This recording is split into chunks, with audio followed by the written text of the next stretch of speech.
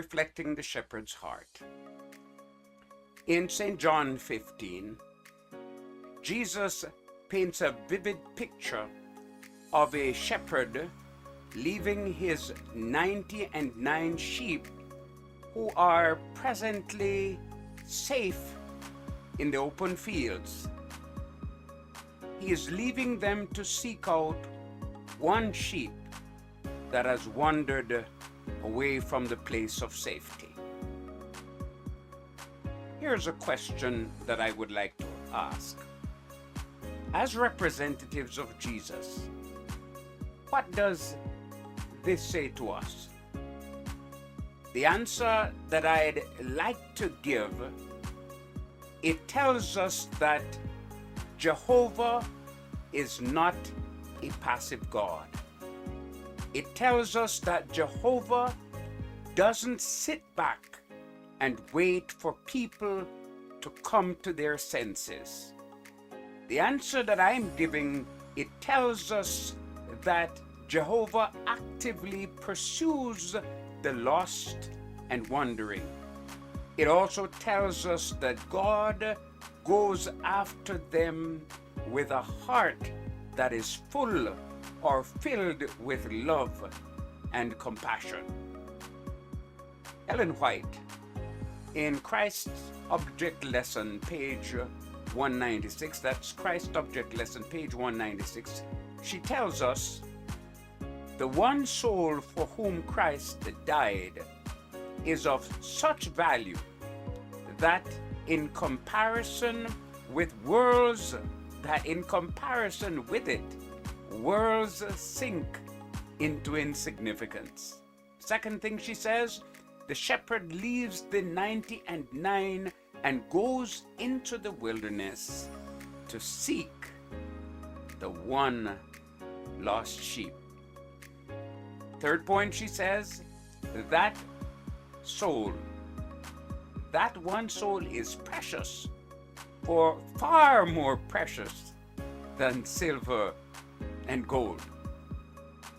As followers of Jesus Christ, we must ask ourselves, for those who are drifting away from the church and home, do we possess the same kind of feelings for them as Jesus does?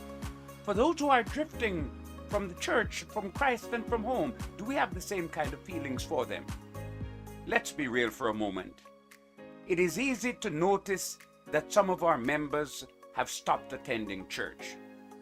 It is easy to pinpoint the time when some of them stopped attending completely.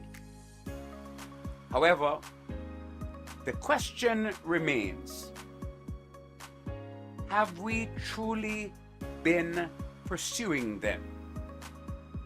Have we reached out enough with genuine love and not condemnation? Have we sought to understand their individual struggles and pain, or do we lump them together with everyone else? Do we seek to understand them or just put them in a basket with everybody else? I think that we have agreed that some people will not return to a place where they feel judged, misunderstood, abandoned, or underappreciated. They will, however, return to love. They will return to the arms of a shepherding community, one that cares enough to chase after them in the dark valleys of doubt and despair. Our calling is to go after the lost, the backslidden. Our calling is to go after those who have wandered, and our calling is to go after them with the same kind of love that Jesus has shown to us.